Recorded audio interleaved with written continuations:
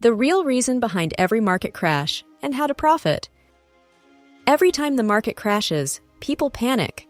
They look for someone to blame: politicians, the Fed, greedy investors. But what if I told you that every market crash follows the same pattern, and that those who understand it don't just survive, they profit massively? In the next few minutes, I'll break down the real reason behind every market crash, the signs you should be watching for, and, most importantly, how you can turn crashes into opportunities. The core reason behind market crashes. Market crashes aren't random. They happen because of one fundamental reason: excessive speculation fueled by easy money. Here's how it works. Boom phase. Money is cheap, interest rates are low, and investors take risks. Stocks skyrocket. Euphoria phase. Everyone jumps in. The media hypes up stocks. People believe prices will never fall. The tipping point. A catalyst appears. It could be rising interest rates, bad earnings, or a financial crisis. Suddenly, fear replaces greed. Panic selling prices plunge. The bubble bursts. Those who bought in late get crushed.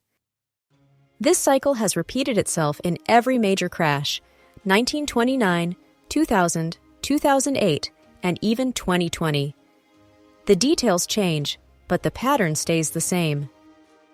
The warning signs of an upcoming crash. Most people don't see crashes coming because they ignore the warning signs, but smart investors watch for excessive speculation, stocks with no profits trading at insane prices. High debt levels, when companies and consumers are borrowing too much.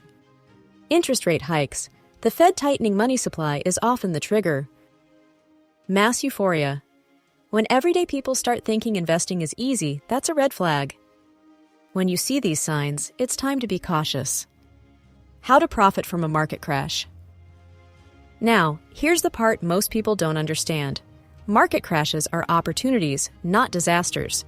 The wealthiest investors, like Ray Dalio, Stanley Druckenmiller, and Peter Lynch, don't panic. They prepare.